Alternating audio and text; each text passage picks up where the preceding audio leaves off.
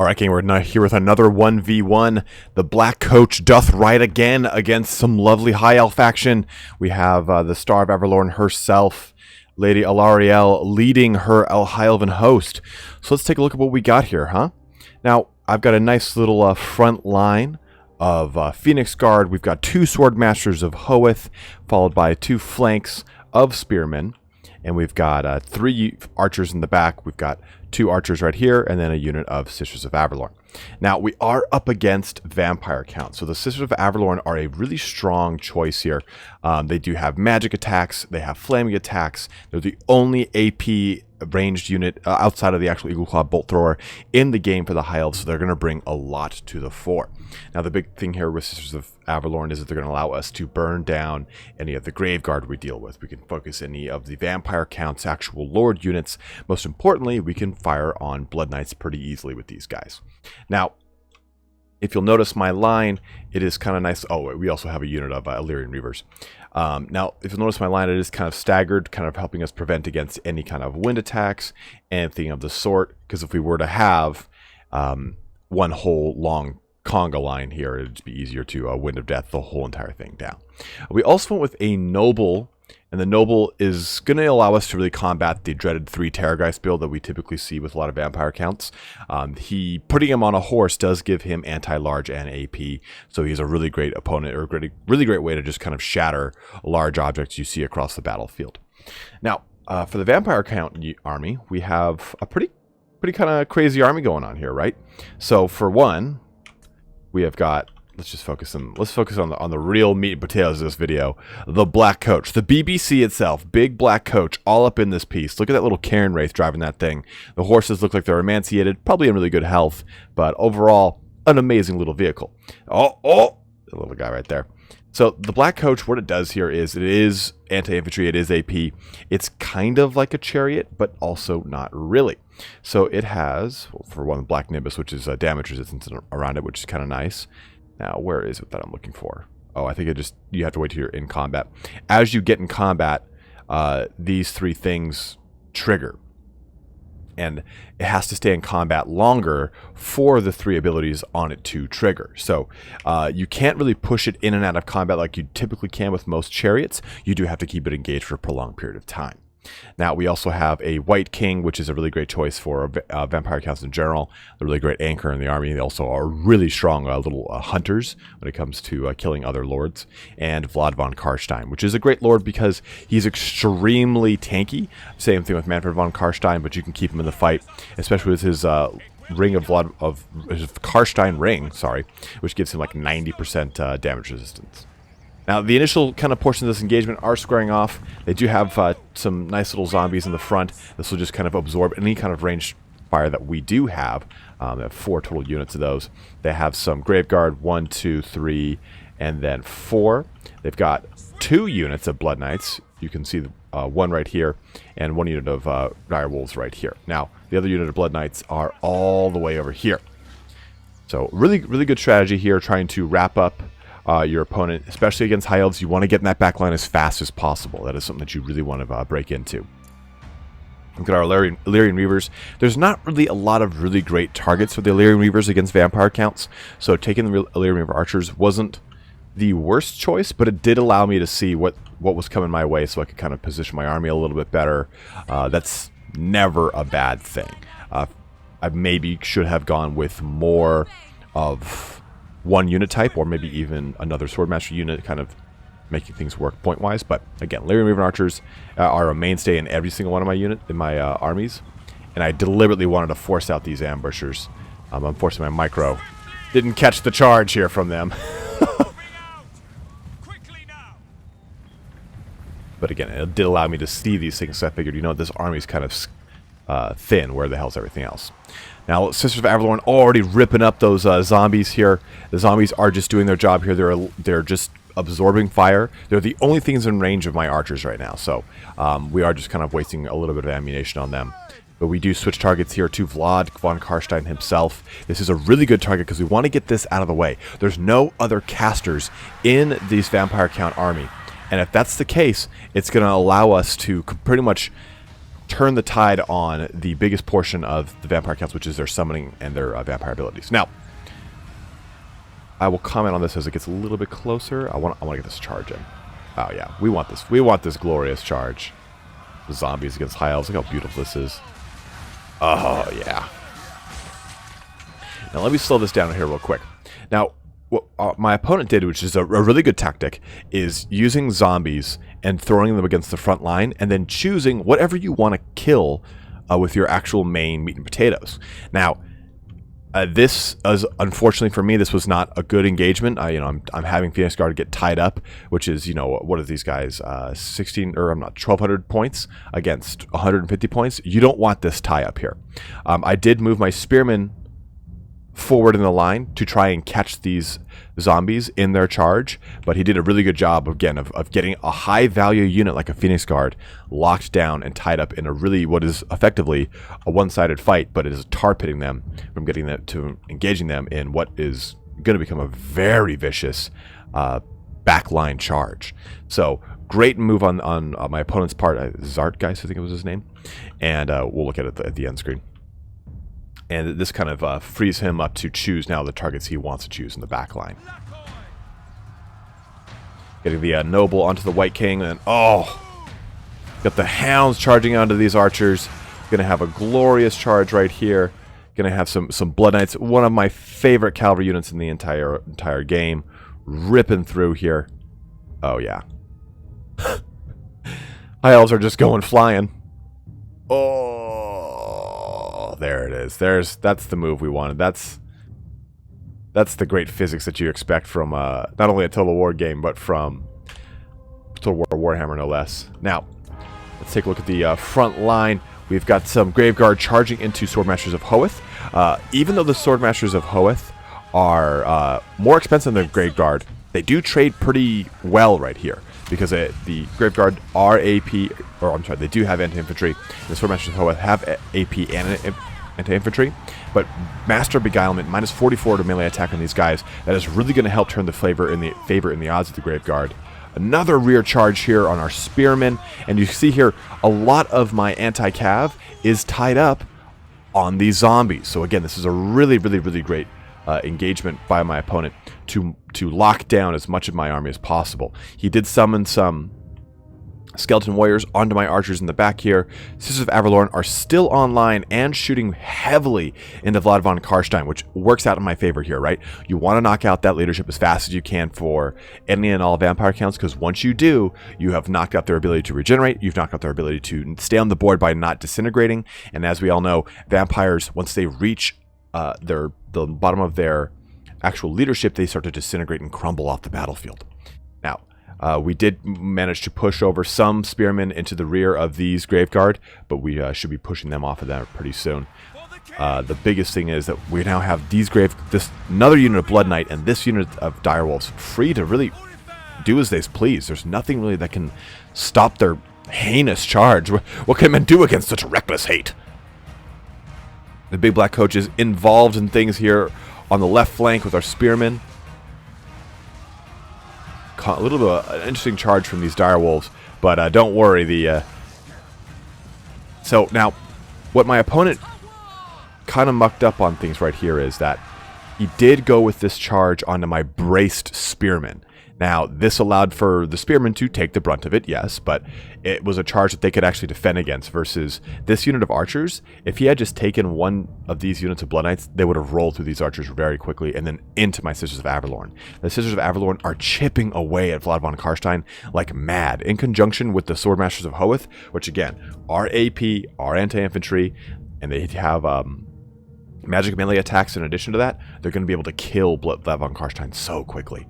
And we do have the Noble on the White King, and this is a way to pretty much neutralize that Noble's ability to do a lot of damage to here.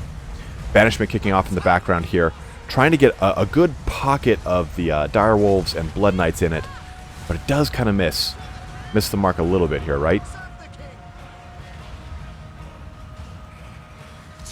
There it is. I was waiting for that. I was like, I knew it's over here somewhere. The Star of Avalon kicking off to try and keep our Swordmasters of Hoeth regenerated. This does replenish quite a bit of hit points. We have Earthblood that's been kicking off across the battlefield over on this side of the battlefield. That's the nice thing about having Alarielle, the Everchosen, is that you can... the Everchosen, Alarielle the Radiant. You can use her to really kind of keep your entire army just pinned down with heals and keep them alive and running. Let's kind of back up here and take a look at the whole battlefield yet again. We still have these Blood Knights kind of rip-rolling through our eastern flank, our right flank here. The big black coach is starting to wrap around, and we do have the archers that were summoned.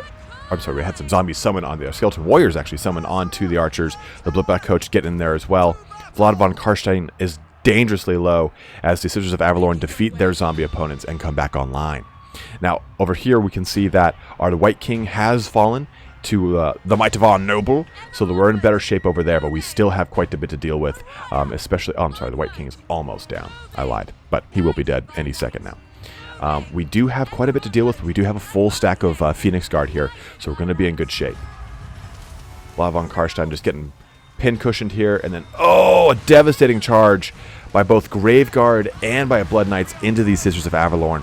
That's going to effectively shut down all of my range combat, which is huge. That should have been done earlier in the fight, because by doing that, you get a really, really good kind of balance to the power curve. Phoenix Guard here charging into our Blood Knights. That, again, Phoenix Guard are really great at anti-large. They have AP, they have magic damage as well, so they're going to do a lot of damage to any and all undead little creature poos here. Alarielle the Radiant just trying to act as a little bit of a opinion for the leadership, but at the same time we do have the ability to get a lot of healing off still. That is there it is. Oh, and an unbraced charge into our Phoenix Guard, pretty devastating, but the Blood Knight are not known for their anti-infantry, mainly their anti-large, so this is not going to be too terrible. They're also sitting fat and heavy in the middle of an Earthblood, so that's pretty good for them as well. And here, the noble goes to reap his prize. Vlad von Karstein pushing him through trees, really just showing him who's boss, taking out the king of vampires himself, Vlad von Karstein. Well, king of the von Karstein line, okay? Star of Avalorn again kicking off, more hit points into our Phoenix Guard. This is the best engagement here. This is the one that matters the most, because our Phoenix Guard are neutralizing both of these Blood Knights single-handedly, and we need that. We need that so badly, because those charges that have been ripping through us all game have not been able to get shut down. This is going to help really curve that balance of power back in our favor. The Black Coach charging off our Sisters of Avalorn, which is quite unfortunate because they do quite a bit of damage in both melee and in range, so we do need them. But our Noble can come back into the fray, help us deal with some of these large creatures. The Graveguard can be pretty well neutralized by our Phoenix Guard, and Alarielle the Radiant is getting in there herself, getting her ponytail dirty, getting it all mucked up on this undead fell blood, going hog wild. Look at these guys. I mean, these guys are just caked from head to toe. So what do they have kill-wise? 67. I'm sorry, 182. 67 is how many they've got left. 183 kills, just adding up and adding up. A lot of those was on zombies, but they've been killing stuff the entire game. They've been locked in combat non-stop. But we are in still good shape. We do have this full unit of Graveguard to deal with, and 2 Spearmen on them will help that lock down for a little bit. But as we bring our Noble into the fray, he will help us kind of tip the balance in our favor again by allowing us to knock apart more of these large creatures. The Dire Pack. Oh, there it goes, a banishment. And again, doesn't quite really hit home, right? This is I think this is actually the third banishment I've unleashed that just kind of goes the opposite direction of what we want. That's the kind of dual-edged sword of a Vortex spell, is you don't know what direction it's going to land. But still, the Phoenix Guard are doing their job, neutralizing Graveguard. They're killing off these Dire Pack, and you have one more unit of zombies just kind of eating things slowly. Noble just kicking things around, knocking what's up to these Blood Knights out of the fight. Look at he has no regard for human life, but he's only gotten 28 kills. But as a single model unit as he is, he's been doing quite a bit of hauling this entire game. He's not really fallen much in health. I have actually almost deliberately kept him out of heals because he's been doing so well health-wise. So he's been in it to win it almost the entire match here. But really we're coming down to just Phoenix Guard, just Alarielle, and just the Noble. We have some dire wolves that are finally starting to completely fall away. We have some remaining Blood Knights, but what's this? What's this from the trees itself? The Black Coach. He cometh. He bring with him undead steeds and a scythe. He's meant for business. I don't know why the Black Coach sounds like Batman, but it does. Got to get that noble out of there, though. We want to get him involved in this engagement with our Black Coach. That Blood Coach is just going to look for ways to charge in and out of this unit. And that's a little bit of a problem, right? Like, oh, man, nothing stops the Black Coach when it's hungry. Oh, but a heal kicking off here, boosting our Phoenix Guard, keeping our noble in the fight, and we have an engagement that, for the most part, is pretty much a foregone conclusion. I'm going to speed this up a little bit as the Black Coach just runs in and out, in and out. But we did move the Black Coach here over to the only engagement that is a static set engagement now. We moved our Phoenix Guard into the only engagement with their Grave Guard. We want to knock these Grave Guard out because they're the last little bastions of health of the balance of power. Once we take care of this, we'll pretty much have the game won by army losses alone. But the Black Coach doth not care for human life as it goes reaping about, or I guess elf life as it is. Oh, yes. I think it's got another good charge coming in it before it disintegrates to dust. Uh-oh. Uh-oh. Oh! It's just one of the most fun units in the game. It did actually get a little buff, so it is pretty competent nowadays.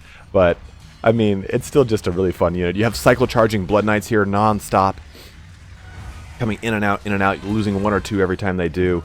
Our Noble is really the only defense against them, aside from obviously the Phoenix Guard themselves, but they are getting rear charged, cycle charged, all sorts of charged.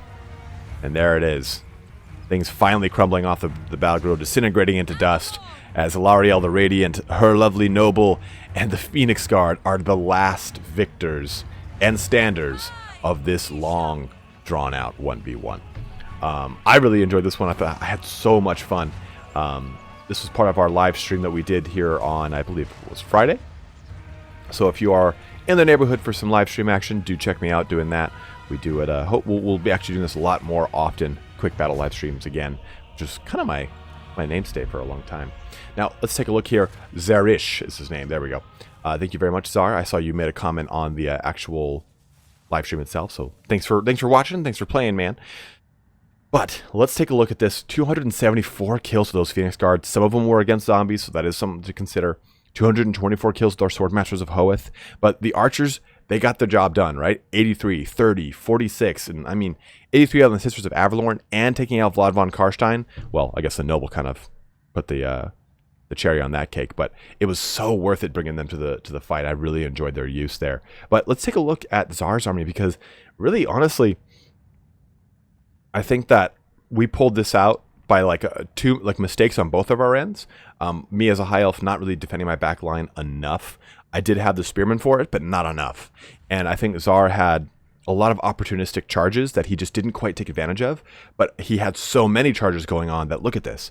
130, 117, 55, 97 kills from all four of his just running through the back line the entire time. So it was really definitely a war of attrition on this one. And 81 kills on the whopping BBC. The big Black Coach really just bringing it in hard and heavy there. 144 kills on this graveyard unit and 67 on this unit. These are all pretty high value kills. I mean, the minimum they could have killed is spearmen. So they were definitely some pretty high value and exchanges here in this army. So hats off here. I don't wear hats too much anymore, but wigs off to Zar on a great match. Hope you guys enjoyed this 1v1 between the High Elves and the Vampire Counts. Don't forget to check out some live streams, some more lore goodies throughout this week, and all sorts of other action. Don't forget to like, subscribe, check out my Patreon, all that other cool stuff. But thanks for watching here today, guys. Have a good one, and take care.